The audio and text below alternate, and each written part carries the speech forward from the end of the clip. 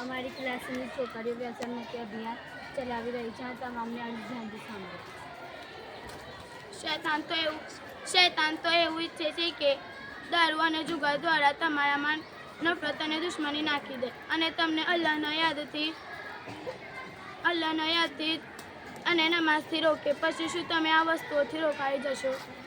જે સંકલ્પ મજબૂત હોય તે વ્યસન પરથી જીત શક્ય બને છે. જે વ્યક્તિ વ્યસનથી મુક્ત થાય છે તે પોતાનું અને પરિવારનું જીવન સાચા અર્થમાં બચાવે છે. તંબાકુને કહો તમારું ભવિષ્ય તમારા હાથમાં છે. તંબાકુથી થાય મોઢાનું કેન્સર, રૂગત આવતી, શ્વાસ કમજોરી અને નશાની લત. અભ્યાસમાં ધ્યાન ન રહે, હવે નિર્ણય લો. તંબાકુથી દૂર રહો, સ્વસ્થ અને સફળ જીવન પસંદ કરો, બીજાને પણ જાગૃત કરો. તંબાકુથી જીવન. વ્યસન મુક્તિ દ્વારા માણસ ઈમાનદાર, સ્વસ્થ અને સંસ્કારી જીવન જીવી શકે છે.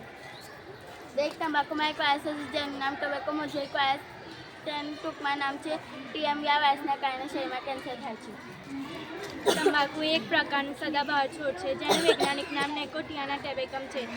તેના પત્તાઓને સૂકવીને સિગરેટ, બીડી, ગુટકા, ખેની, ચીમડી વગેરે રૂપે વપરાય છે.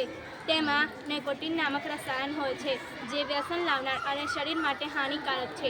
હાનિકારક અસરો: કેન્સર, ખાસ કરીને મોઢા અને ફેફસાના, હૃદયરોગ, શ્વાસની તકલીફ, પાચન તંત્રમાં ખરાબી, નશાની લત.